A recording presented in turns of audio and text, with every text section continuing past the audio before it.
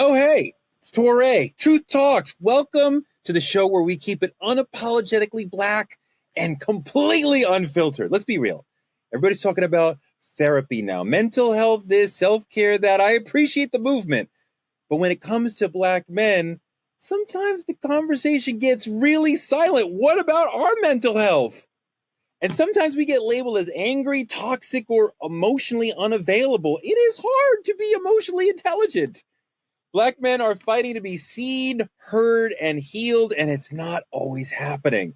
From toxic masculinity and generational trauma to systemic neglect and cultural silence, we're going to dive deep into the forces pushing black men to suffer in silence. And I know what that's like. Everyone else is told to go to therapy. What do we get? We get Truth Talks.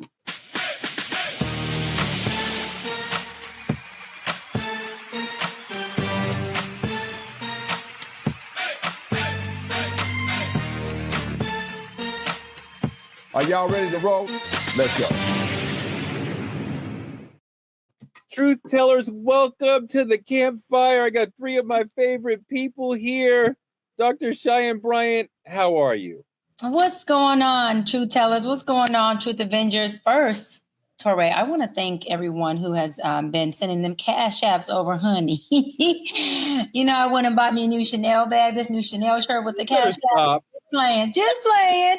But I do want to say that is a big reason of why we're able to continue our show and continue to give you that global news with the Black voice. So seriously, although I didn't purchase a Chanel shirt with your donations, I do want to say thank you so much and make sure that you continue to send those cash apps by supporting us. And that's what keeps us alive. And so we are here because of y'all. We want to make sure you know that and give you the truth.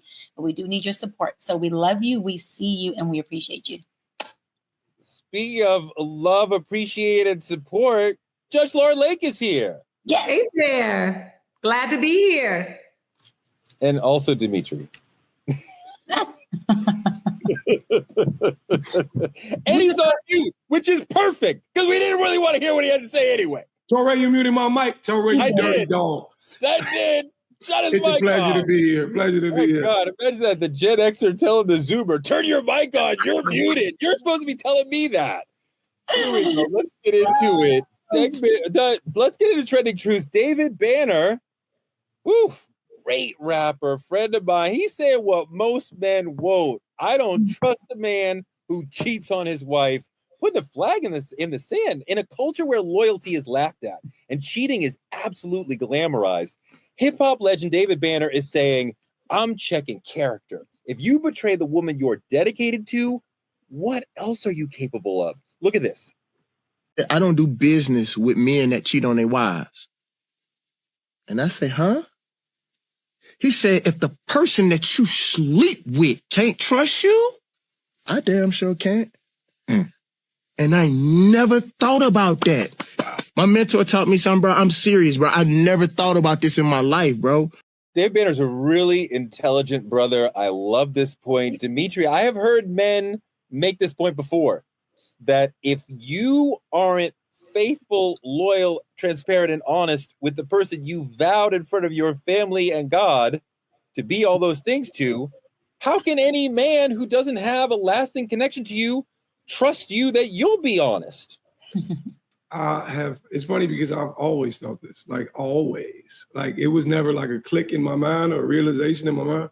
I don't know, maybe it's because my parents are still together 30 years, you know, clap it up for them. But I've always seen it as if you betray this person standing next to you, you'll do anything to anybody. Like you know, it's the same way I view people having kids. If you wrong your kids, you don't care for your kids, you'll never care for another human being the way you're supposed to. Beating your kids. I've always thought like that. And, you know, it's probably because, like, in our culture, you're praised for being a pimp and a player and XYZ and all of these things, but nobody actually spoke on the idea that having, you know, boundaries and respect and a level of commitment to someone is a lot harder than playing the field. You know what I'm saying, Torre? Like, people don't tell you that. Lauren, it's hard to be vulnerable, open up Lauren, what do you think of somebody to know who you are. Yeah. And, Lauren, what do you think of this notion that if he will cheat on his wife, we can't trust him in business, in social, in anything else? Well, I think it's something to be said for that, right? If a man's greatest possession, greatest thing is their family, right? If they cheat on their wife, then that's a way of destroying their family, right? And so if you potentially destroying your family. So if you destroy your family, why wouldn't you at some point destroy our business? If your allegiances change, right, where your values shift and your priorities shift in a way that would allow you to sleep with multiple women while telling one woman that you are committed to them as in a marriage, then why is it when I'm doing business with you, wouldn't I think that maybe if our relationship dynamic changed, you wouldn't be looking to shift that or compromise that in the name of your own personal gain? That's what they're saying. And honestly, I'm not, Dimitri, I'll be honest with you. I never really thought about it like this, but when you put that logic to it, it makes a lot of sense. Well, let me tell you why it doesn't make a lot of sense. And Doc, I want you to jump into this. As we've covered on the show, men in general don't respect women. So when they do that, they are doing it to a person they already don't respect. They tend to respect other men. So I'm saying I would do that to somebody I don't respect, but I respect you. We have a contract. We're doing a deal. So the way that men look at men and women is totally different and completely misogynist. But the way that I'm going to treat somebody who I already look down on as a man has nothing to do with the way I'm going to treat somebody who I look up to as a man or I respect as a man. Doc. You can tell a tree by the fruit that it bears, that fruit being character. Okay. And character shows up in all, not some, all of your relationships. I always say, if you're at the teller at the bank to see the teller in line, as long as you don't leave, what happens? You're next. That's how I feel about cheating. It's a character flaw to me. And after being in my field for 17 plus years and seeing the different ways that folks, men and women who cheat, have a different perspective on life in general, and they have a different level of lack of boundaries when it comes to relationships. And to your point, Torre, a different level of respect for relationships in general, to where they do what you just described. They compartmentalize. I don't respect women. They're in this box, but I respect men. I'm going to compartmentalize them here. And we all know that compartmentalization has an expiration date. So how long before Jack in the box that you compartmentalize them in comes popping out, and they do you just like they do the person they're in the bed with? Let me tell you why. Because a man who is a man of character and of value is putting his all into a business or into a business relationship for the fruits of his labor to benefit his family. And if you're doing that for the benefit of your family, that means that you are not taking any risk that you know for sure. I'm not talking about calculated risk. Any risk that you know for sure would demise, diminish, dismantle, destroy, or deceive your family who is at home. So I'll land on this.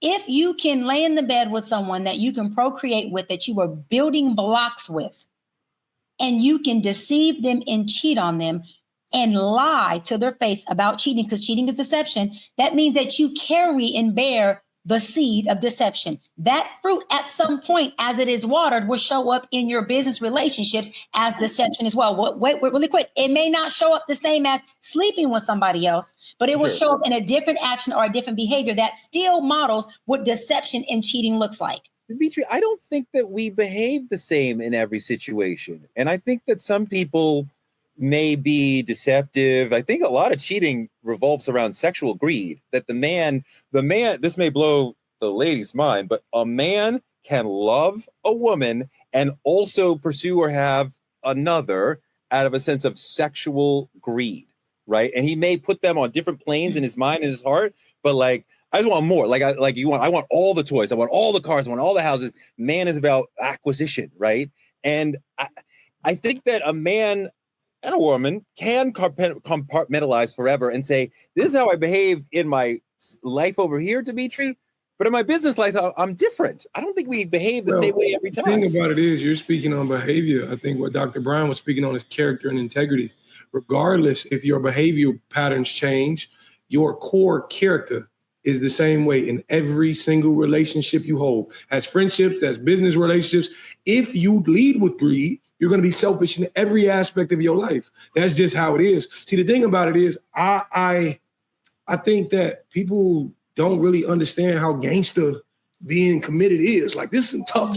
You know what I'm saying? So let's say you were in love, right? And you still have sexual desires for another woman, to say, I'm not going to for this person is a very hard thing to do. Let me add something to that equation now. Listen. Because we love her.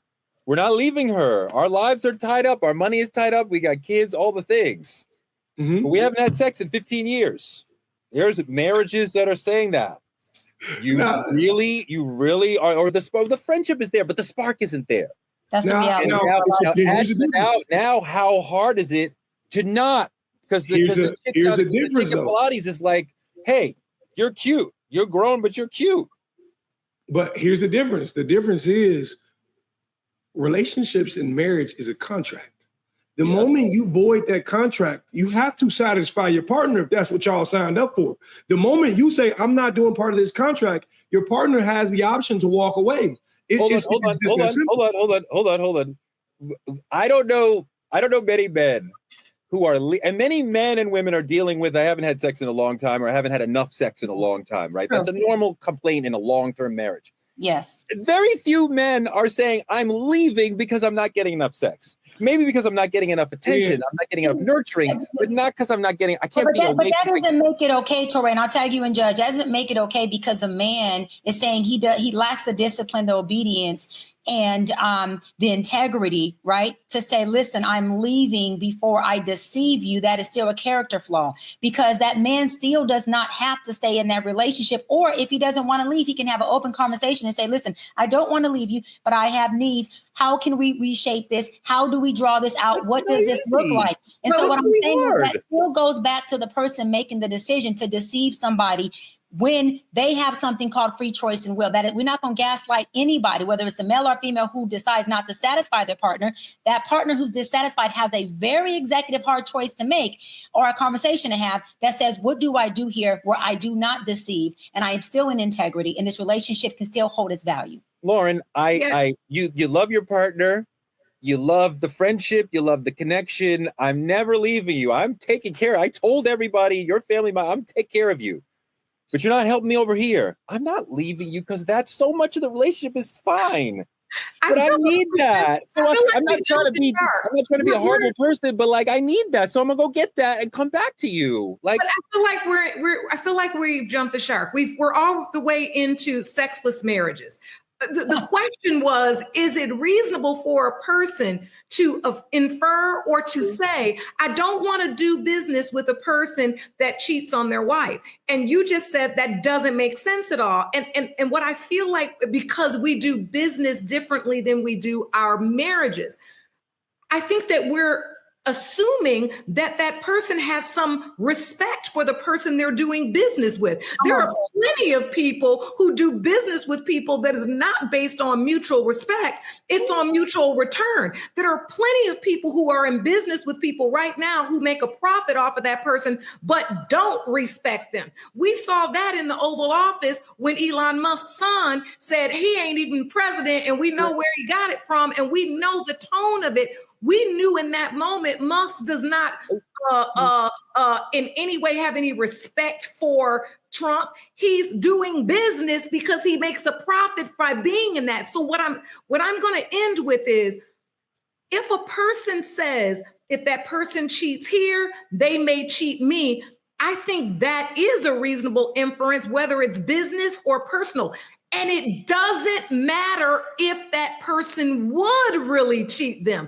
That's what I think we're missing in this conversation. It doesn't matter if they really would cheat them. Is it reasonable for me to look at the way you move and then say, I may not want to do business with you? Is reasonable. Yeah, because it shows capacity. It shows capacity to that person. I hear you, Judge. It's saying, if you do or you don't, I now know what you're capable of. Am I willing to sign up for the you may or you may not, but at least this, I know that you can. And anything you can do once, you can do twice, 3 times, and 4 times, because we are definitely folks who are on autopilot, and we learn how to create behaviors and doing what is called pathology over and over again. But we all have different modes, and we pursue life in different ways. For one example, since we're talking about sort of sex and life, some people are into BDSM. which means that in some cases that they are very powerful at work and they tell everyone to do and they're alpha at work. And then they go in a quiet room and they become a sub and somebody beats the crap out of them. And that is completely different than the person they are on the, and to where if you saw them there, you'd be like, I can't believe the alpha CEO big dog is over here getting his butt kicked. Torre keeps going to sex. Torre's in a sexless marriage. Yeah. No. I'm not talking about myself. I'm talking about the way that life really is and how people have different modes and they approach different moments in life differently. And I think David Banner and Lauren's point is interesting. I also think that it is a bit lacking in the nuance of understanding that people come to different situations in different ways. And you may be big in one situation and small in another. You may feel a leader, you may feel like a follower, and that you have the ability to do that, to disrespect your partner over here, does not necessarily mean you have the ability to. Well, you're not wrong. You're not wrong, Teray. It's two different things. That's behavior versus character, integrity. I'm not going to hire you as my cashier if your last job you just got caught stealing. You didn't give, you took money from them, you take money from me. I'm not going to gamble on that chance. It's just that simple. Who you are when you go to work versus who you are at home, your behavior patterns should be different. There's different comfort levels. It's different people, but your integrity remains the same. That has nothing to do with, it's hard to compare who you are in a business sense to who you are sexually. That's all right. All right.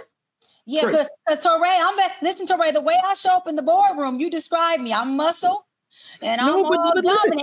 I listen to you. Because what did you say about your relationship? You said, what did you say about your relationship? You said when you go home, you are subby for your partner. You're a kept woman. That is entirely different than the person you show up as here. 100%. I'm agreeing with you. Let me tag me in. I'm agreeing with you. I am muscle in the boardroom, but I am all definitely in your word. I'm submitting in the room. Tie me up, whatever. That's fine with me. Daddy, yes, sure. I love me like this. Love me like this, baby. But let me tell you something. I still have the capacity in that relationship to turn up and be dominant in certain circumstances. So just because I'm submitting, right, to parts of the relationship romantically doesn't mean the dominant Cheyenne isn't showing up when I have to say, hold on, who in the fuck are you talking to like that? So what we're saying is, or what I'm saying, it sounds like me, Judge, and Dimitri are all saying that we're not saying that this person who cheated will cheat you out of business. For sure. What we're saying is they have the capacity to, which means that you're sitting across somebody who is deceptive. Now, whether or not they deceive you, you have to find out through your experience of working with him. But what David Banner is saying is, if I know that I'm sitting across you, who you tell me every day you have a side chick in the same city as your wife, we know you're deceiving her. We know that lying has become a norm for you. Lying is something that you thrive in. That's just what you do, is deceive and cheat. Then he understands that he has a choice to make that says, you know what? I don't want to sign myself up for the higher percentile that this man may deceive me in business. And I have to double check contracts and I have to see if this man is backdooring me, because it is true that integrity is a root. Actions show up differently. That's why cheating is a root, but cheating looks different depending on the person, depending on the definition, and depending on Dimitri. The chat's on fire. That's first off. The chat is jumping. Let me just try to make sense of what I'm saying versus what Torre said. Me personally, I'm one of the softest men you can ever deal with. I open doors, I kiss the forehead, hold your hands. In the bedroom, it goes from like Jane St. Patrick to like Ghost, like it's different. But I will listen. What just happened? What just happened? All I'm saying is I still do not disrespect her to whatever sense she wanted. You know what I'm saying? But man, get in the chat. Ask the chat. They talking about it in the chat right now. Go ahead. This is my pearls, and I am clutching them because Dimitri is talking about. Dimitri went way far. You went way left there. It's still respect there. You know what I'm saying? Wherever we at. The integrity. Okay. So that was fantastic. Y'all really came with it there. We're gonna keep coming with it. We are at war with Iran right now as Americans. So we're going. I thought you said we were at war with you, Torre, because all three of us just cooked on that ass and ate you up. But you can continue. I appreciate the fight, but like Thanos, I just smacked the three of y'all aside and then keep it moving. Got my 5 Infinity Stones, but this is politicking.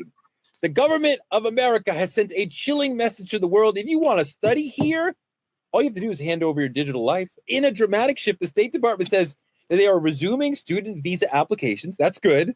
But now they want full access to your social media accounts. I thought this was a country where we had the First Amendment and you could say what you want. What was once a gateway to opportunity now seems like you got to pay a surveillance price tag to get there, forcing students to choose between education and privacy and the right to say what you want in a country that claims to be all about the First Amendment.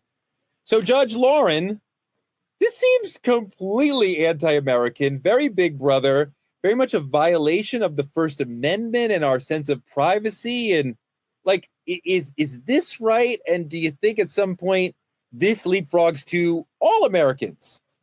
I think we've already leapt. I mean, we've been in Big Brother since we got these.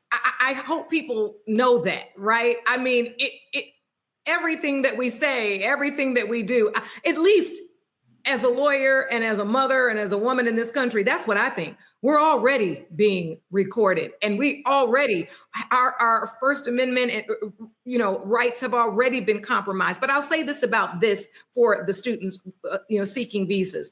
They are citing, right, the U.S. State Department on the website did cite that there were some security concerns connected to why they want this to be public. Now, that's what they say on its face. That's the reason why they don't just have to, I think you used to just have to give all of your handles for the last 5 years, but now they want them all to be public. And they say it's in the interest. They don't want people hiding anything. It's the interest of public safety. I will say, though, if you read the news lately, you know that there are even American citizens that have been returning home from trips going through customs where they've been reporting that they've been having their phones taken and people looking through their phones to see what they're talking about as well. And so I think we have literally let this train leave the station. And this is where, for me, America becomes this conundrum of you don't know what to be mad at today, because on the one hand, somebody taking your phone at customs when you're a citizen of this country and looking all through your phone and you're like, this is a violation, but then eggs are $12 and then there's tariffs and then your neighbors are being arrested in the front of your house and they're just trying to do your lawn. And then now we're at war with Iran. Like, we are overloaded to where I think we're in this conundrum of our rights being violated. We don't even know where to begin. Dimitri, yes, this is a violation of rights, but I want to go a little deeper because there is at least one specific thing that keeps coming up in these sort of sweeps. You can't be pro-Palestinian. If you are voicing pro-Palestinian, not even anti-Israeli, just pro-Palestinian, not even pro-Hamas, just pro-Palestinian sentiments, that is enough for them to want to kick you out of the country or put you in jail. It's funny because our nation forces you to buy into their notions. It's amazing to me that, like, you tweet anything like that, you post anything like that in real time. This is not even about overseas. This is here. You post anything like that, you post anything anti-Trump, all your algorithms crash. This is a fact. You're already being watched, like Lauren Lake said. And the thing about it is, for me, what I've noticed is, like, it's breadcrumb. They'll breadcrumb you at first. It makes you hungry. They'll throw you a little bit. First, they start watching them. Then they publicly start watching us. They telling us what they finna do. And I feel like this is next in line. I used to feel real creeped out when I would look up something. I look up it one time. And then for 2 weeks straight, I keep seeing the same thing go on my timeline. You ain't go to the movies. You said you wanted to go to the movies. You looked it up. Why ain't you at the movies? Like, it's crazy. It's scary. You know what I'm saying? But I think it's there and it pushes to us. Doc, we are improved by the world coming here to study. I think we are doing something detrimental to the future of the country, telling the smartest people around the world, if you come here, you can't say anything about Palestine. You can't say anything about certain problems that we don't want you to talk about. That will lead to fewer intelligent people wanting to come here. Many of them will stay here and create things and make America better. Yeah, I don't think folks aren't going to come. I think America is still the American dream for so many who are not here, who are abroad. I do think that the concern with the immigrants is that look, they want data. They don't care about anything else from these people, but they're collecting data. Data in media are the biggest billion-dollar industries. They want data. They also want to be able to have access to their academic records, their personal records, and lastly, but they get to do location tracking when they have access to certain applications or things that have to do with what you're using on your phone. And that gives them access to be able to have data to share, to sell, and to use in any point in time. And what I did do in my research is a lot of the immigrants were saying that they felt like the DHS and ICE would be able to access them through this data and finding out where these immigrants are and be able to have access to come in and do what they want with just them, their location and their data. So that's when I read it up, it was more of the students being having an issue with this is a privacy breach and I may be over here on a visa, right? But what if family or other people come? You have access to the people I communicate with on my device, which means you have access to my data, my family, my whereabouts, my locations, and the nature of our conversation. I feel like it's a huge breach of privacy. Huge, because Lauren, it goes deeper than just. How is this legal, Lauren? Well, I just said the U.S. Department of State said it's national security. It's if you're. Yep. I think what was happening was people were giving. If you were trying to get a visa and you were a student coming into this country, you had to give your social media handles.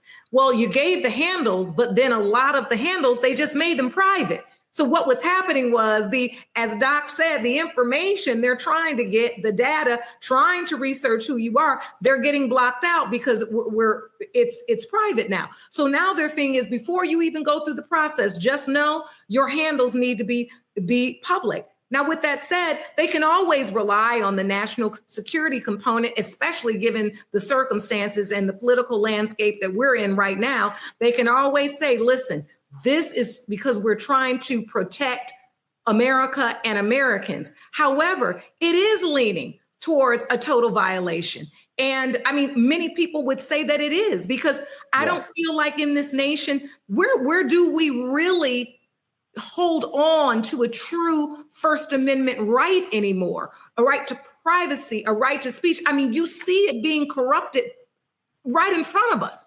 Yeah. And given what we've talked about this week, we haven't really gotten a plan to really fight this. I mean, we're really, it's kind of just happening to us. Yeah. And we are still sitting back trying to figure out, well, we're going to sue and then we're going to march, then we're going to, no, we better not go out there. I mean, we don't have a plan. That is true. They once said, if you look at the word internet, right? Once you're caught in the net, you caught, you stuck. That's okay. I'm just all right. You're all right. You could have left that in the chat. Let's move on. Save Dimitri from the main topic. The main topic I've been waiting to get into. I think Dr. Bryant wrote this whole script because this is like right in her strike zone. The mental health movement forgot about us. Society does not see Black men as humans who hurt. We're protectors, providers, punching bags, thugs, rappers, athletes, whatever Dimitri is.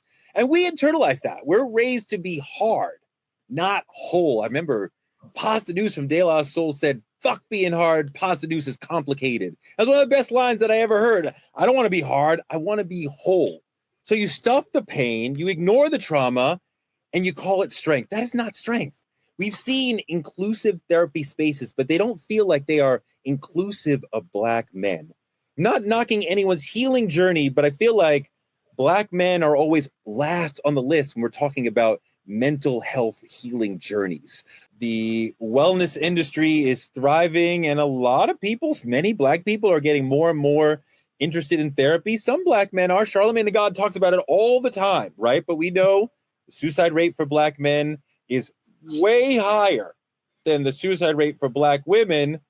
And that's a problem. Are Black men being left out of mental health conversations and mental health spaces? Absolutely. And suicide rate over the past year has risen by 149% in Black adolescents. And it has raised by 40% in men 35 and older, Black and male. And so although our suicide rate with our Black men is lower than white men, it is raising at 100 and something percent, which is a huge concern. Black men aren't even, y'all aren't even included in politics and policies for healthcare initiatives. You're not even in the conversation at the presidential debate. Let's just keep it real. They cover Black women a little bit about our mortality rate when giving birth. They don't even touch on you guys' mental health, your prostate, your diabetes, any of that. You're not even in that conversation. Why do I say that? Because when you look at Black men and mental health, it's not that Black men are resistant to it. It's that Black men are not supported or guided to it, one. And if you take into account that mental health, it costs. It's not free. And or you have to have health insurance, which means you have to have a job. And I'm not, pun intending, our Black men. I'm speaking from a reality perspective of socioeconomically, with Black men being at the lower economic totem pole, they don't always have the funds to fund their mental health.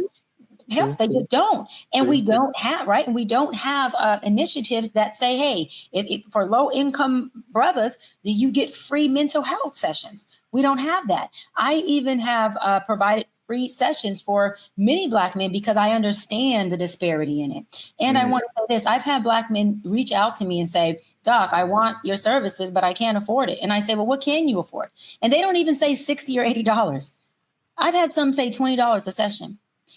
How do I say no to a man who's saying, I want help, but I can't afford your session because you cost too much, nor do I have health insurance that can cover it. But hold on, but I'm in a suicidal crisis. There's no way that I can say no. Now, daily impairment, I might say, well, let me refer you to somebody else. But a crisis, no. But we see in somebody who would take your offer or the opportunity to work with you and value it at $20, which in my experience is about a tenth of what you should get for an hour of your experience. Is that about right?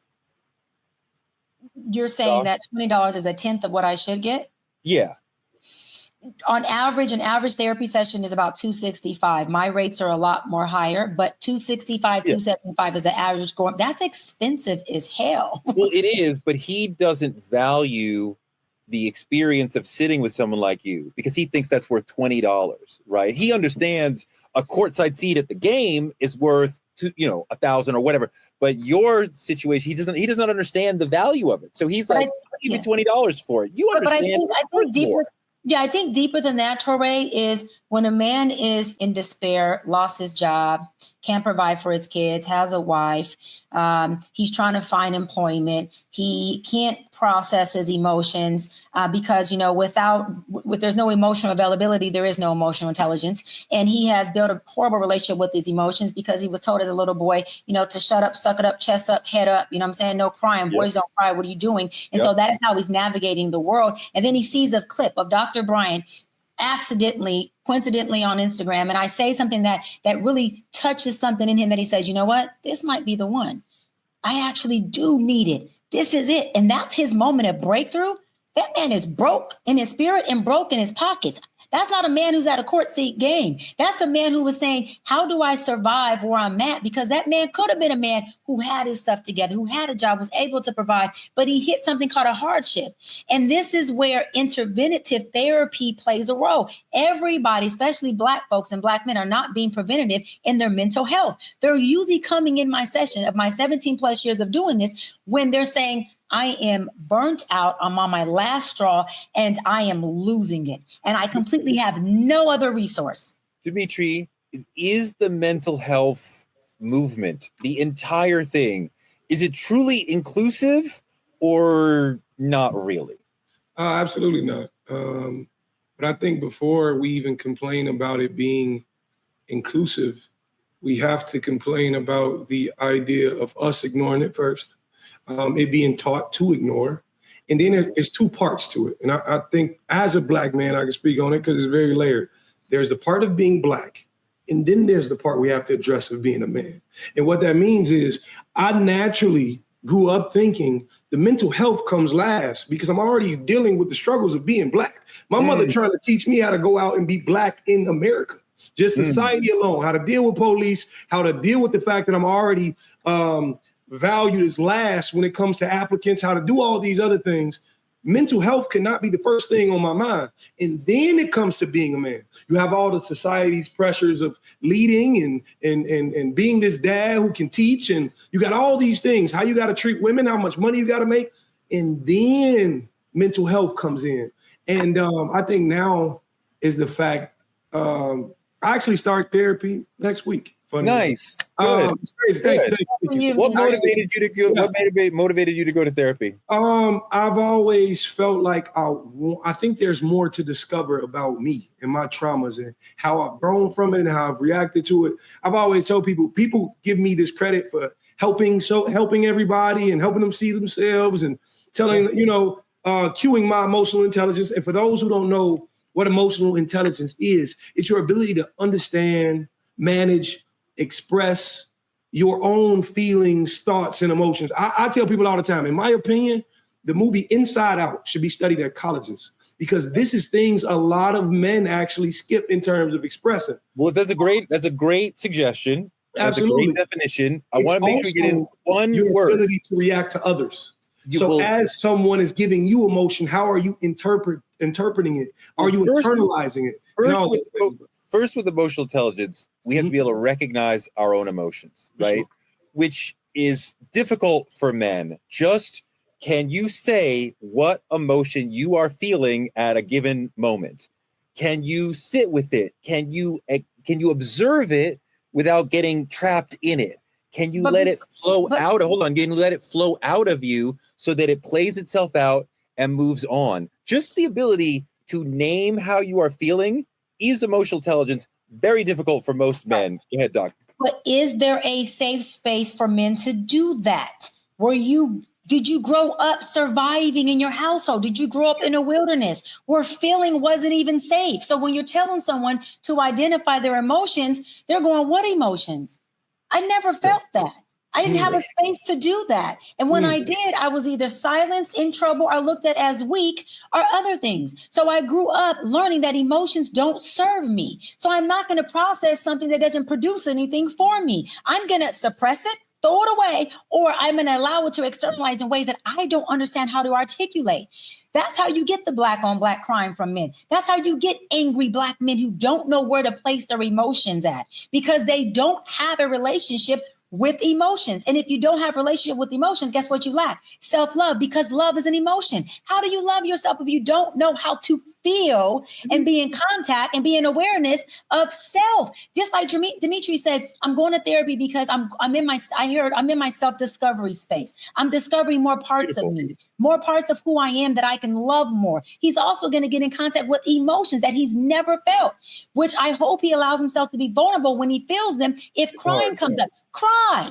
If confusion comes up, say, I'm confused. But we have to learn to be okay with not being okay and not having to be numb, right? Not having to be numb as a way of saying, I'm strong, because being unhuman or being dehumanized is not strong. It strips you of everything that you are and everything that you're meant to be. And then you have nothing to offer your partners, your kids, the world, your loved ones, because what you offer is you. And if you don't know you, you give people deficits of you. You give people trauma. Your emotions shape the world around you and the way that you see and respond to the world around you. And if you are unaware of your emotions and how you feel, it is like moving through the world without acknowledging the weather. And you're like, why am I wet? Because it's rainy and you're not wearing a raincoat. Why am I sad? Because you are depressed and you are not admitting to yourself and perhaps other people, I am depressed. And depression is a more long-term thing. Emotional intelligence is also about just how are you feeling right now? Are you feeling joyful, angry, melancholy, sad? Just being able to be aware of how you feel. And that is self-awareness. Is huge to be you being able to show up in the moment in the fullest way and the best way for your family, your friends, and the people around you. Because we all have been around a person who is angry or sad or depressed, and they're not aware of it. And now we have to deal with their emotions coming on me when they're not even aware of how they're coming off. And you have the right to feel however you want to feel. But if you are aware of it, then you can manage it better with the people around you. I want to And run knowing how to process it with self. And I'll tag you and Dimitri, because, you know, as much as it looks like Black men have this narcissistic arrogance about them, it's more of them lost in the sauce of their emotion. It's more of them not understanding that self-love is feeling and standing on my square and choosing me. And that is okay to choose you from a self-love perspective, not from a place of trauma and not understanding that I've always had to choose myself because nobody chose me. I've always had to be the only one, me against the world. That's a different perspective of someone who is emotionally unavailable to themselves. So they are emotionally unavailable to their issues. It takes emotions to even heal. It takes emotions to process through things. You cannot heal unless you first feel, deal, and then heal. There's no healing if you ain't feeling it. As I'm sitting and thinking, a question that comes to mind is, why are we this way? And I think that's because in our culture, we're raised just as boys and girls. We're not raised as a human being. Like, we don't get choices as children, right? So they tell you how to grow up, how to be tough, what you got to do, X, Y, Z. But I was always the kid to question. When one thing came up broke and they wanted to whoop everybody, I was like, this statistically don't make sense. Only one of us could have did this. I was always that kid. I was super inquisitive. So as a child, I'm like, you telling me I shouldn't cry or feel this way, but I have the ability to feel this way. I want to understand it to a deeper level. So I didn't grow up in a household where emotional intelligence was a thing. I taught it to my parents. And my mother will sit and tell you, she said, as a 50-year-old woman, I understand myself better than I did because of my child. And it's a beautiful, beautiful, me and my mother have an incredible relationship. But the thing about it is, I'm finna be 30, right? I'm a year from 30. I just turned 29 the other day, but I'm a year from 30. And I told myself, the reason I want to get in therapy, because regardless or not, all this emotional intelligence and self-awareness you have, what a lot of people don't understand about this, it takes one experience to shape how you move forever going forward. You could have had one scare in the dark when you was younger and fear the dark your whole life. One paper cut could have stopped how you grab things. One thing that I did when my I think I was 10 or 12 when my grandmother passed. She meant everything to my father. He, out of the 4 brothers, his 3 older brothers, he was the one who was there for her every day in the last years when she could no longer even recognize him from his older brother who was dead for 30 years, whatever. When my mom said that she had passed finally, my thought was, is Dad going to cry in front of me? Because my dad was this tough Taurus bull, nothing bothers him. And to see him cry would have bothered me. And I'm realizing later in life that I thought he was one way, stoic and strong, and that if he cried, that would be wrecked. And and my mother said, well, he's not going to cry in front of you, which is also like, he should have cried in front of me. He should have let me know, like, it is okay to cry in this situation. And even a big, tough man is going to cry sometimes. And he didn't cry in front of me. And then I didn't cry at his funeral. I was sad, but I didn't cry. And I think there's still things that are trapped in me and coming out of me like years later because I wasn't emotionally aware and intelligent enough to let the feelings, you got to let the feelings out. You got to sit in them and let them out. You have to embrace them. You can't, we want to like run past them. And I think a lot of Black men feel like we're bulletproof and that, like Black women are not the only ones hurting. Like we are hurting as well. We are not bulletproof. And I want to run a little bit of Philip Roundtree's great TED Talk to get a little bit more in this month of Black mental health awareness. A little more on this issue. Let's run Philip Roundtree's piece. Here in America, when we think about mental health, we think about the homeless man who's walking the streets, talking nonsensically to themselves. We think about the white celebrity who takes their life via suicide. We think about the white mass murderer who goes into a high school and takes the lives of innocent children. Or it's usually your president who loves to tweet venom from the hip. But see, rarely does the conversation speak of a father of 2 kids Someone who possesses a master's in exercise science, a master's in social work, somebody pursuing a doctorate. Rarely is it a person of color. Rarely is it a black man. It's beautiful. And Doc, he is making the plea that we're talking about, that we should be more emotionally intelligent. But it's hard. And as I said earlier in this conversation, one of the groups of people who will rapidly police black male crying, black male sadness, are black women. The black women around us are our wives and girlfriends, our sisters, our friends, our mothers, grandmothers, telling us, don't cry, and will be super accepting of a woman's breath of emotions, but not a man's. What do you think about the way women police male emotions? So I don't think women police male emotions. I think what you described is called a mommy issue. Possibly a black man who grew up with a mother who happens to be black. Not all black mamas are like this, what I'm about to describe, but who happens to be a black mama who she doesn't reinforce crying or reinforce emotions. And so he had to shut down. And if she was a single mom, he also had to be the father.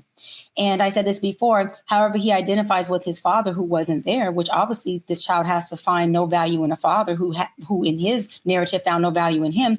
That black man grows up to see himself exactly how he views his father, because he is that in his narrative until he heals from that and reprograms that narrative. So he grows up to view black women and clothe us as his mother, as a woman who is policing his emotion. He doesn't find or see safety in us from the beginning of the first interaction. It doesn't matter what we do or how we create it until that particular man processes his emotions, processes his trauma, his parenting issues, and his identity crisis that's created as a result of father not being in the home and mother having to parent him in a way that didn't allow him to have a mother. Because when a mother is a single mom, she's not a mother. She's also protecting and providing. So all he really had was a father in a woman's body. And that is very confusing and conflicting for men and boys as they grow up, because you don't see a father, you see a woman who's protecting and providing.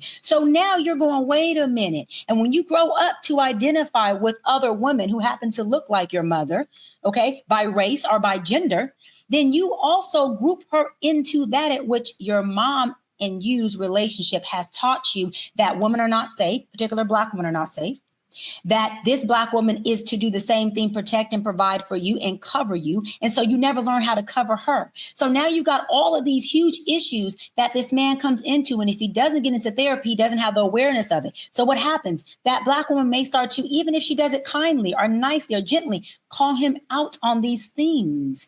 And what that does is it disempowers him. And I'll land on this. And it makes him feel hopeless about being able to be a man, a father, or a husband at the level that he thought his ideology of what his father should have did for him, he cannot reach.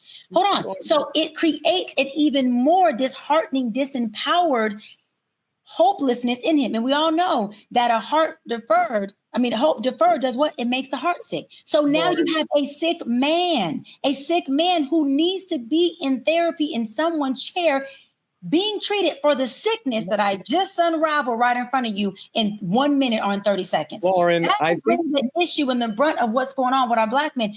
There's many black women, I'm one of them, who I enforce black men to be in their vulnerability. When I see Dimitri, he's on here, I hug and kiss and embrace him as a friend. This is not my man. And when Dimitri talks about certain situations, I make sure I make myself available. There's women who do that, Torre. There's women who do that. Doc, Dimitri, I don't think she's right at all.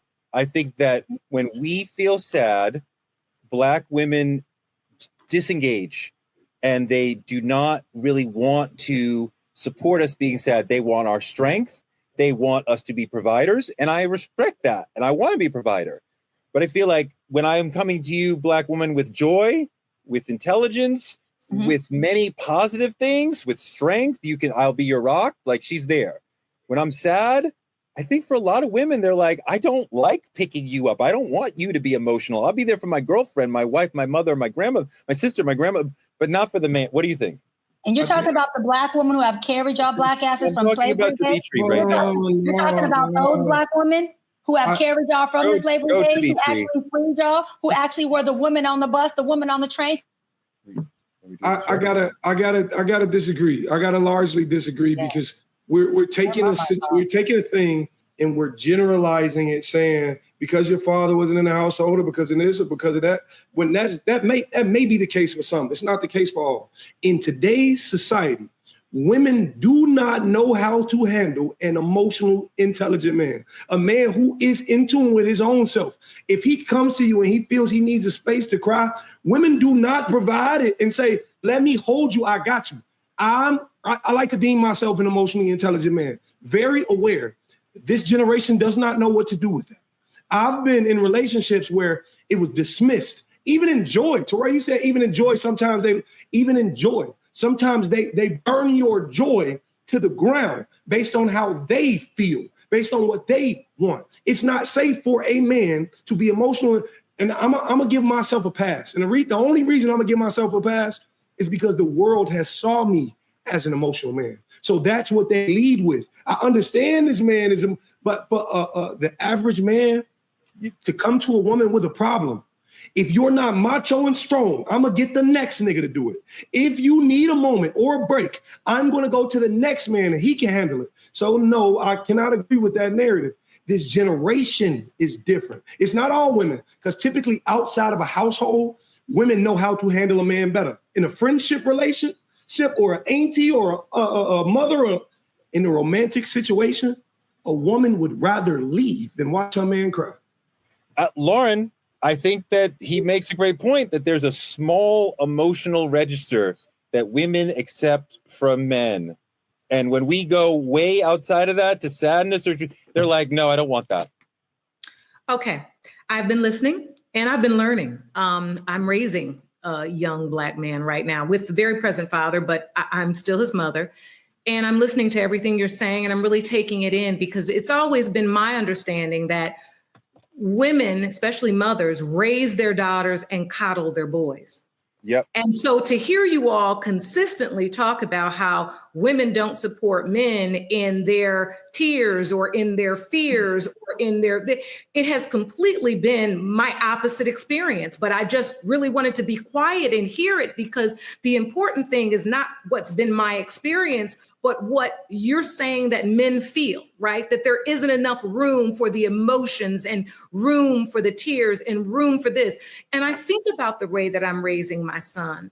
And I do constantly tell my son, and he's very emotionally intelligent, and I'm happy about that.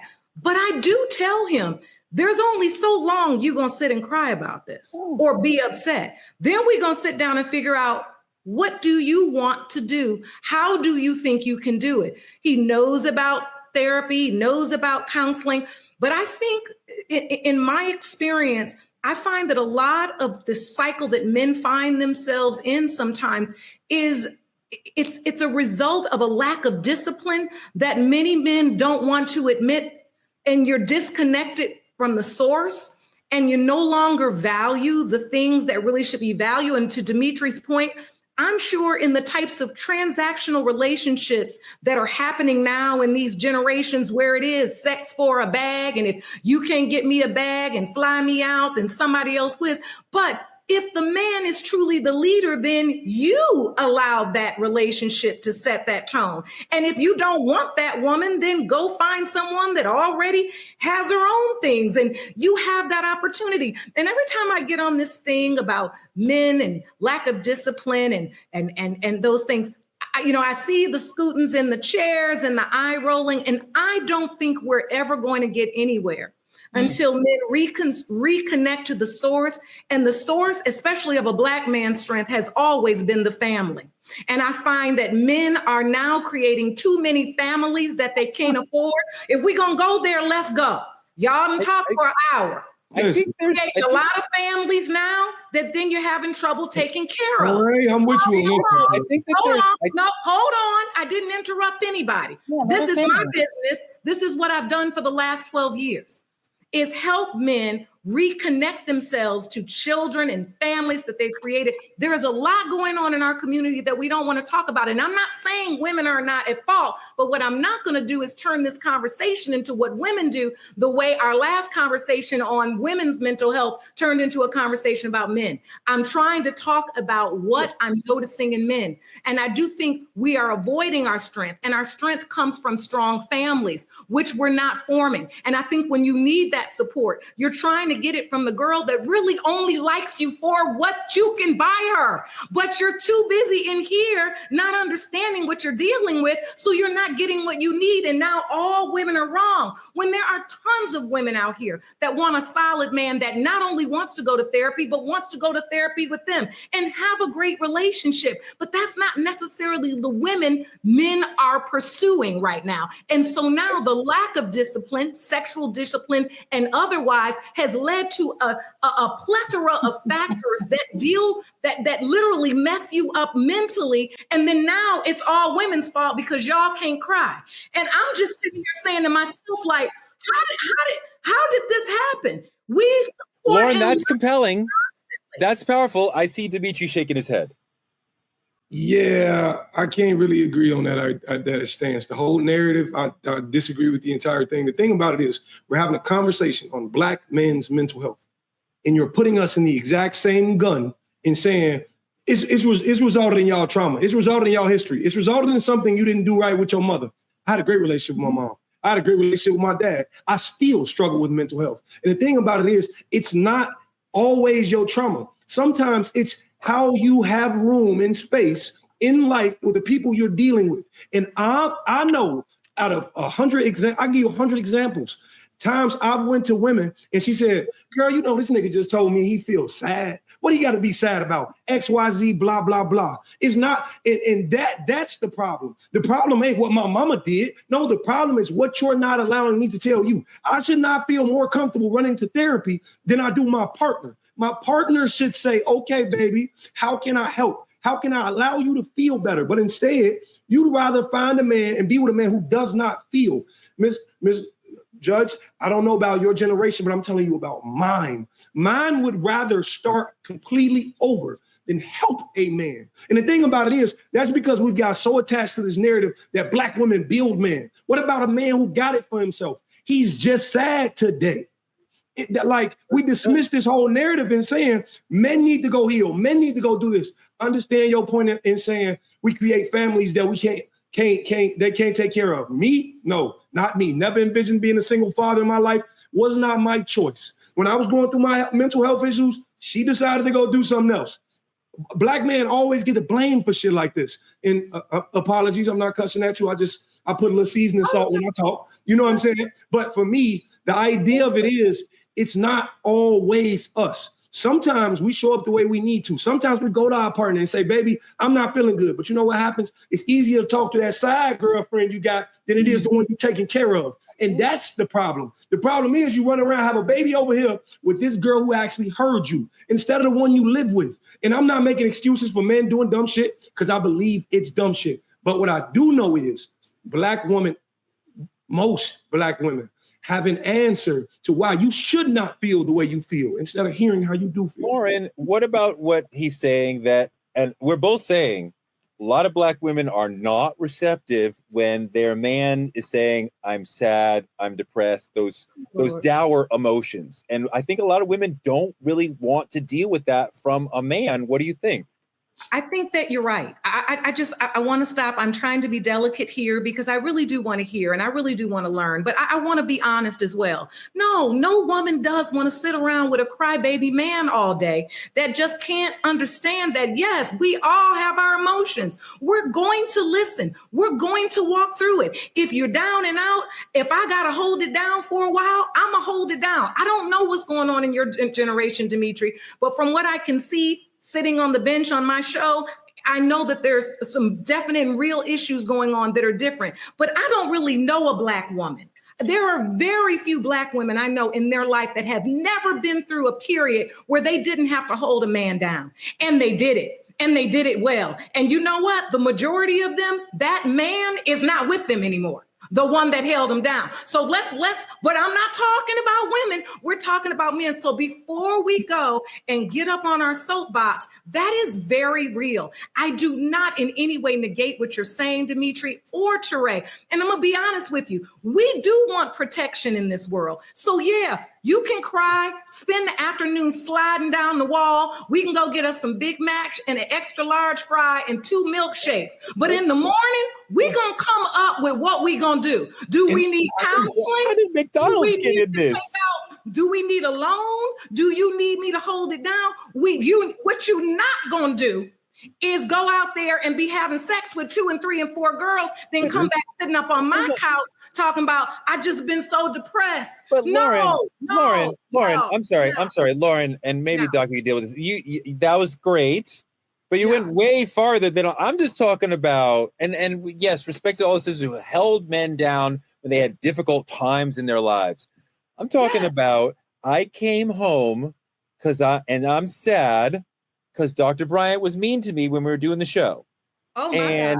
Now my baby is like, I don't have time for your sadness. Like you can deal with my sadness. Hold on. The answer just came out. The answer just hit the table. Black women contribute a man being sad to me having to hold him down. That's not what I'm asking. That is not true. That's what you said. That's what you said. We were talking about being sad and depressed. You're talking about I gotta hold you down. No, that is not what I see. And I love this moment. I love this moment because what I'm saying and what you're hearing is different. What I'm saying and what you're hearing is different. You're hearing that because you cried, now you can't handle yourself and I gotta hold it down for you, which is what I said was after you finish crying and we eat our fast food and we go to bed and you cry it out, when the morning, let's figure out what we gonna do, baby. I'm with you. I'm with you. Crying. Hold on, Tori. I can't cry to you. Hold on, Tori. Hold on. You didn't hear that. Listen to the rhetoric in which you're spitting it out. You said, listen. You said, because you want to be a crybaby. Listen to how you're addressing it. Not a crybaby. You addressing a man you love that stands next to you and sleep next to you in the bed saying, because you want to be a crybaby. No, maybe because he's human. That's not how I led that. I let it out that no Black woman wants a man that's a crybaby all the time. We don't. Why gotta be a crybaby all the time? We didn't even I come home one day and I I'm didn't say that you are a crybaby all the time. You asked, I think I was asked a question. See, and this, Judge, this is exactly my point. You guys have done a great job of making my point of what I said earlier about mommy and parenting issues, that Black men can be in denial if they want to be. Let me tell you what happened. They heard their trauma. They didn't hear you. Let me say it again. They heard their trauma. They didn't hear you. And let me say this, Dimitri. Just because your mom's in the house, no pun intended to mama, because I've met her and love her, doesn't mean you had a healthy relationship with her. Let me go further. Had a man, including you, had a healthy relationship with their mother, you would have the proper tools to choose a happy relationship or a healthy relationship with a woman. Learned behavior is real. And you learn as a man, because a man is what his mama makes him. You learn from your mother what a healthy relationship is with a woman. And so if you're going out and choosing women who are emotionally unavailable and not able to support you, facilitate you emotionally, because they're looking at you like your trauma hurt her, say, a crybaby, versus what she really said, which was, I will support you in it and figure out how we can get there. But I want you to dry your tears at some point so we can move forward and build, is what she said. But let me say it again.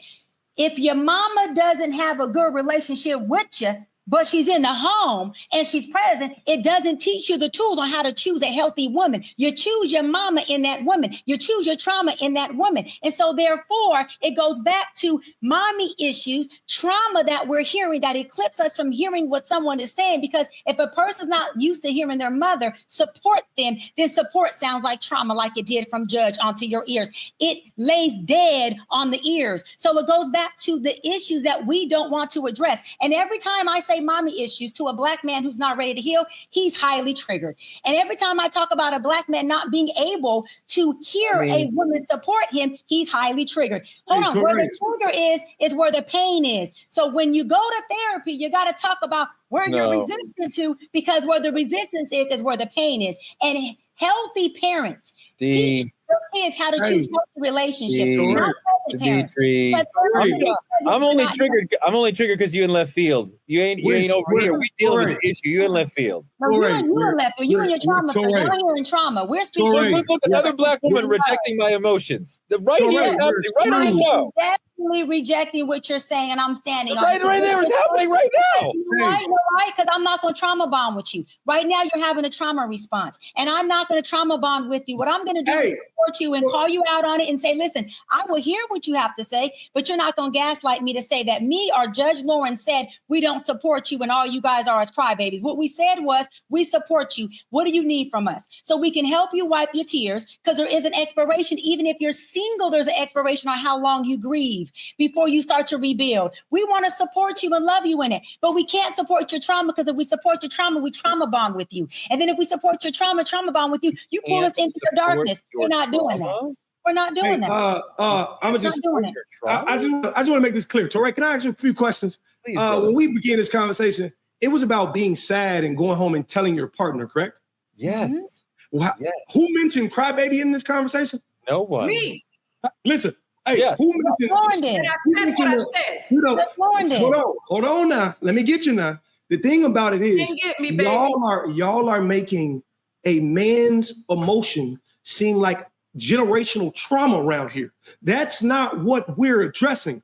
I don't have a problem with my mom because my money low. That's not what we got. That's not what we got going on. What's going on is, all we're saying is that for a man to go to his woman and she rejects my emotions, I don't know where else to go.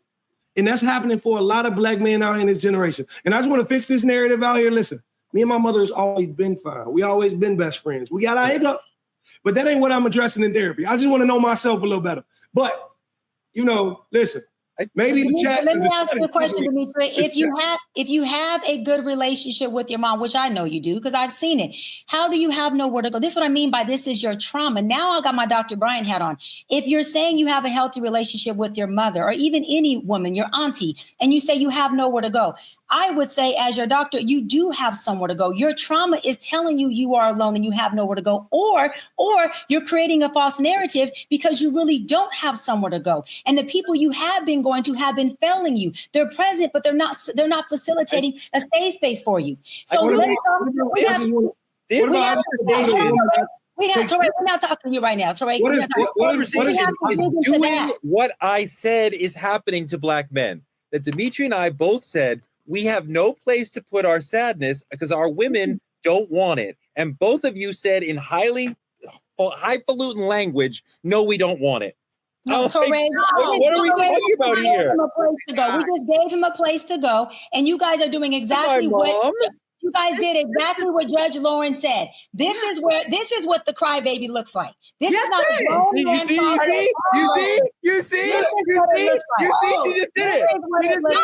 They both did it. I'm talking about a man being sad. They both said crybaby. Wait, two grown men who can't process emotional intelligence because you can't hear us. You only hear yourself, but we hear you. We hear you say you have no one question. I got one question. For the women in the chat, I just got to know this. For women in the chat, please tell me what y'all hearing right now. I need women and men to drop in the chat and tell me whose side y'all on right now. Because I think what we're saying is very clear. I think they taking it somewhere else and then labeling us for it. Like, what? Heard in this conversation? Like, no, what I think you missed was exactly what I led and said was that there is no woman, and I don't even think a white woman or a Hispanic woman. I don't think there's a woman out here that every day her man comes through the door, she want him to be crying about something. Well, we're not saying every day.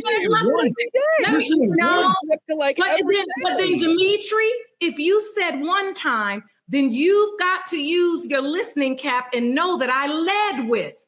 If you come in and you're upset about something, of course I want to hear. I said, let's cry. Does anybody listen? I said, let's cry. I said, let's go get us some French fries.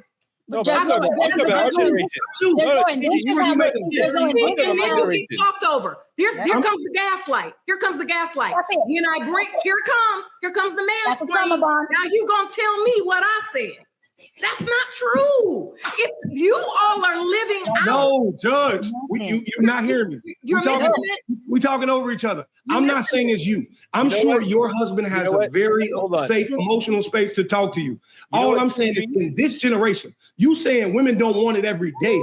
Women don't want to hear it once, is what we say. Can I please respond to this? Can I please respond to this? So if these are the kind of relationships that men today are in, where they don't feel safe to come home, I don't know this world, because every man I have ever dated has cried to me at one point or another, and I didn't love them any less. But one thing they didn't do was spend their whole month and year crying about something when we could get together and solve it.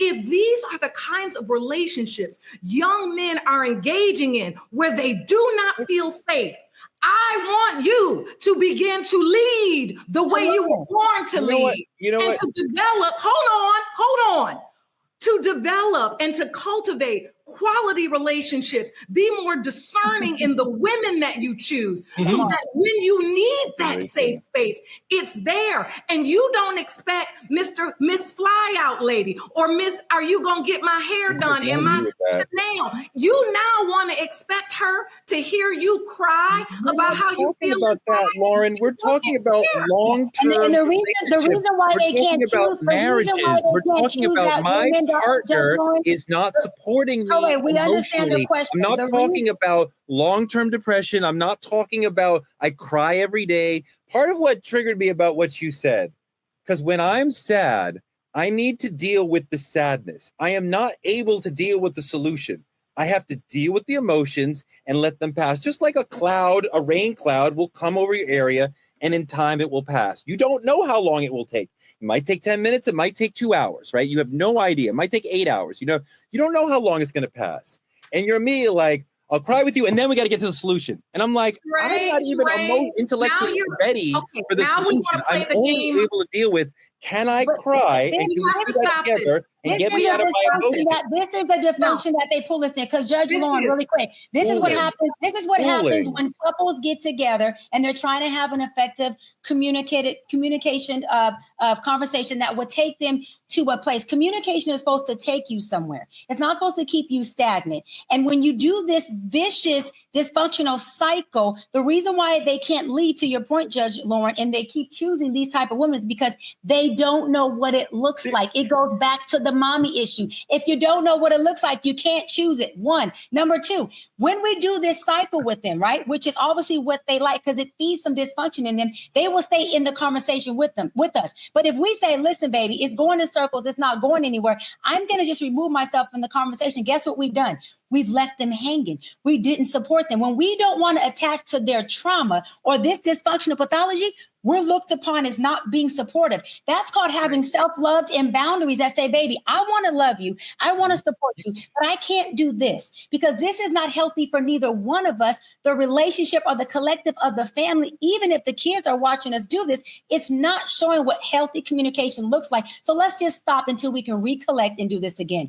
Then we're not supporting them.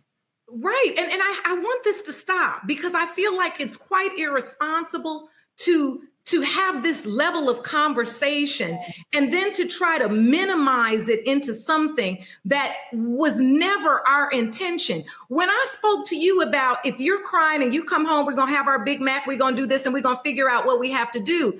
That doesn't mean literally that you can never cry again. What it was meant to convey was that I see you, I am with you in this. And now let's talk, as you've been talking about, using emotional intelligence about what you need. Is it a sabbatical? Is it just time to cry? You know what? I think I just need a couple weeks because this maybe it's a death, maybe it's a loss of a job. But what it isn't is every day coming in and crying and being destructive Every day. and letting that lead you into destructive behaviors that destroys yourself and your family. No, if I love you, I am not going to allow you to do that and just let that happen. I'm going to be there. We talked now when it was aggressive love earlier, when Doc talked about it, then it was the new thing. Oh, I love that aggressive love. I love that aggressive love. Yes. So when we aggressively love you and tell you, now I know you're sad,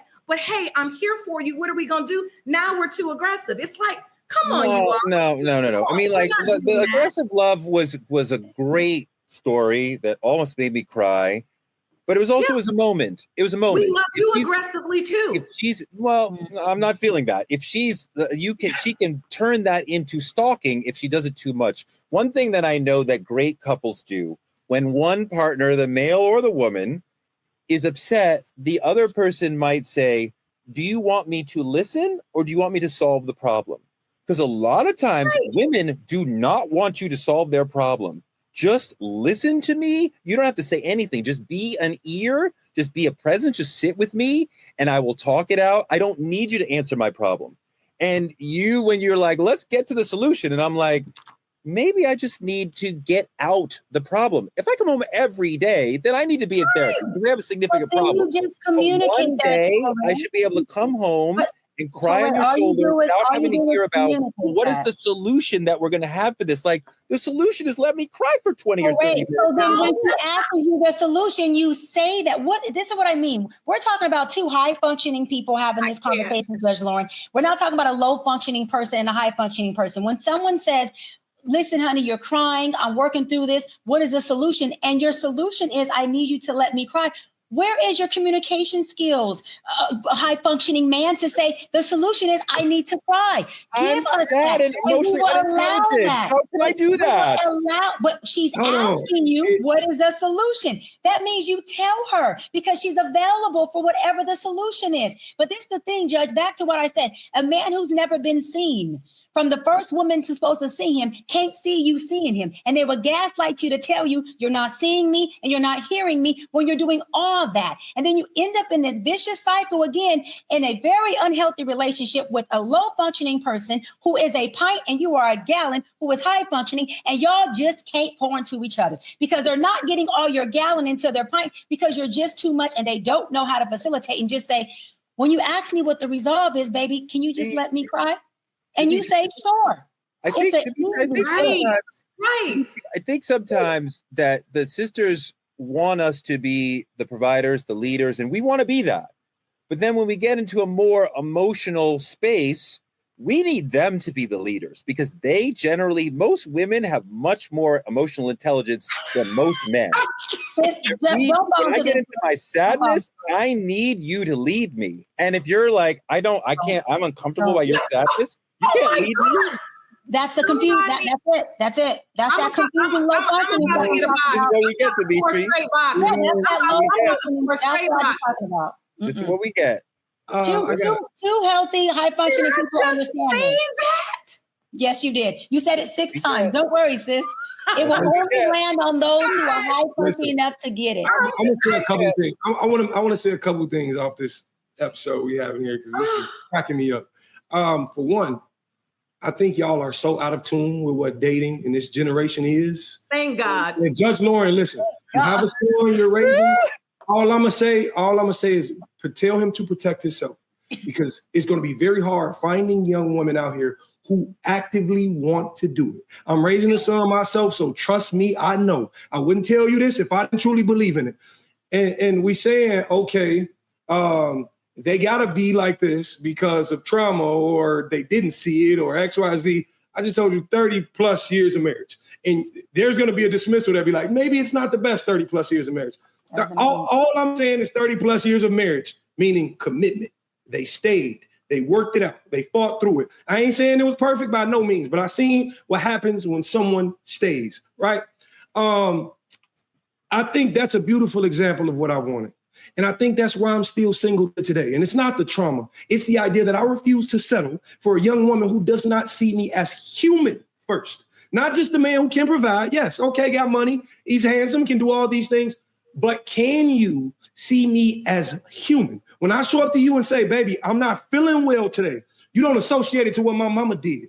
You look at me as why did you trauma choose her then? Why did you trauma choose that woman? Hold on one Why second. did you trauma choose her? Hold on one second. Dimitri, hold on, Dimitri. I want you to go deeper because you told us you were going to go. Hold on. You told us you were going to go deeper. The thing about this, there's men out here. There's good, and I got goosebumps. I tell you, there's good men out here who can actively see a woman, understand her emotions, who can provide, who can do all these things, all of them, right? I'll put you a little further into the story. When we talk about trauma, I understand trauma. I met the children of my mother when she was 13 years old. 13. How old were you? I trauma bonded to it. I said, I owed this young woman my life, huh? How old were you? I was about 13 with her. We was the exact same age. Met walking into a park, right? I trauma bonded to her after her mother passed away. I said, whatever this young lady needs, if I'm here to provide it, I will. Ain't that what a man is set to do? I learned to love. I learned how to be emotionally intelligent. I learned all these things to take care of this woman when she does come around. You know what I realized? That young woman, when she did come around, had trauma of her own, could not understand herself emotionally. So there's no way she can be that for me. What happened was there's things in relationship you believe you can fix. That does not mean you're supposed to see a person, understand their trauma and say, all right, peace out, that don't work for me. No, there's a thing called stick-to-itiveness that the men must have, because if you're not, then you give up on a situation and you view it as less than a man. All I'm saying is I was brought to mental health issues and depression because I thought loving someone was a reciprocal act. It's not. When you love somebody, you give something up, parts of yourself that you may not get back, and you got to be okay with that. And all I'm saying is, yes, women typically get the short end of the stick, but all I'm telling you is, there's men out here who get no stick emotionally. There's men out here who get no stick for being human. And not a lot of people understand that. I didn't need that young woman to clean, provide, take care. I was doing everything I could as a man, fixing cars, doing laundry, everything I saw my parents do. A beautiful example. And all I'm saying is all I needed that woman was to look at me and see a human. But instead, you know what she told me? She said, I can't stand here for you. I got to go do that over there because he ready now. He ready now. I can have fun over there. She dipped out for fun. You understand what I'm saying? And y'all and they blame me. They say, okay, you're the man who had these traumatic and trauma bonding experiences. I ain't trying to hear none of that. I want to go deeper. There's good examples there's beautiful examples of good men out here, but those good men have nobody to talk to. Wait, let's go deeper into your emotional journey, your depression journey, right? Because you went through some heavy shit. Yep. And you're part of a whole, I don't want to say trend, but a group of Black men who are committing suicide. There is a huge uptick in Black men committing suicide. Let's see that video. Sometimes we just have to have some tough conversations to bring to light issues plaguing our communities. This morning, we're talking about suicide in Black men. New research shows an alarming number of young Black men are dying by suicide, and the numbers are growing. For Black men ages 15 to 24, suicide is ranked as the third leading cause of death. Black men are also 4 times more likely to die by suicide than Black women. That is according to the U.S. Department of Health and Human Services. There are a number of high-profile suicides in the Black community right now, including the son of actress Regina King, Ian Alexander Jr., Mayor Kevin Ward, and former Miss USA Chesley Christ. And there is a strong stigma in the Black community when it comes to mental health care. Dimitri, this is really powerful, really sad, really emotional. And I've been there. You've been there. Talk about your journey with suicide. October 29th, 2022, I attempted to take my life. Not just because some young woman. What did you do? I tell you how God works. It's quite hilarious, actually. I tried to slit my wrist. And this year, I recently got a tattoo to cover it up. So, I'm very, very proud of that. I've just now had the strength to do that, right? And a lot of people would contribute it to the idea of a young woman deeming it's okay to walk away from me and this 2-year-old kid. No, it wasn't that. That's not all it was. Like you speak on, Dr. Brown, I had trauma. I had things that I had not dealt with. I was homeless from the age of 18 to 19. I had to go figure that out for myself. I wasn't speaking to my family for issues that I can't disclose, because when you're living in this space, there's things you can't speak on because it brings a negative light to everybody else. And sometimes that's not fair. But me and my whole family fell out. Everybody, because they thought they saw a child who did not understand his place in life. But no, I was a grown man, and I knew what was right and I knew what was wrong, and I stood on what I believed to be right. I had my best friend had died at the time. All this is in the same span. My best friend had died at the time. The relationship had ended. I fell out with my brother because I had to put my hands on my brother, because he put his hands on a woman, and that's not how we was raised. If I'm going to be the person who pulls you up, I gotta be your repercussions before the police get to you. I gotta show you the right ways of this world. My life was just dumping, right? And in all of this, that young woman knew about my suicide attempt. Never said, yo, just want to check on you after all of that. Was you good? No, she was happy doing what she wanted to do. So you know what I had to do? I had to look at myself in the mirror and say, I'm better than all this. I need to get up. I need to figure out who I am and how I contributed to each and every one of those situations in my life. And the thing about it is, everybody's like, you don't seem like you need therapy. You don't seem like you need therapy. I'm choosing therapy for me. I'm choosing therapy because at the end of the day, there's still some traumatic experience I have not dove into yet to understand for myself. And all I'm saying is, when we contribute everything that a Black man does to trauma, that's not always the case. Sometimes you just need an ear. That's all I'm saying. Mm-hmm. Mm-hmm. That was really beautifully said, and thank you for sharing that. I've had moments of deep depression. I'm not going to tell the story now. I'll save it for another day. I didn't get as far as you did, but definitely had serious thoughts of ending it out of depression and not really sure where to put that emotion. If you are feeling suicidal, there is a hotline you can call. There are people you can speak to, professionals like Dr. Bryant, suicide hotline, 988. There's things that you can do. If you're a Black man and you feel suicidal, that's okay. You can call somebody, you can speak to somebody, you can get out of that. You will not always feel suicidal. The urge will go away if you can sit through it, if you can hold on a little bit longer, you can get through that. And I hope people who are dealing with that, as I have, as Dimitri has, as other people have, as many other people have, that you can just hold on and find somebody and find a reason to keep going on. Because Black men deserve more than survival. Man, Twitch, who killed himself. We deserve peace, softness, and the space to feel without judgment. Enough with the silent treatment, enough with carrying the weight in public. A truly safe space for young Black men doesn't just look like a room with four walls. It means being seen, being heard, being held without having to shrink or toughen up or code switch. It looks like community, not just therapy. So if you're a young Black man listening, your story matters, your depression matters, your feelings matter, your healing is necessary, your inner life is important, your emotions are important. You don't have to do it alone. This is your space too. We're going to build this brick by brick together. Stay real, stay grounded, and keep showing up for yourself each day. Okay, that was a amazing show. Thank you guys for bringing all the heart in your entire spirit. Like, comment, and subscribe at Truth Talks Live. Watch us simulcasting right here on the Black Star Network, right after Roland Martin Unfiltered every night. Support Black media at CashApp, Truth Talks Live. Visit TruthTalksLive.com to advertise or become a VIP member. Tune in every night, 8 p.m. on the East Coast and on the West Coast.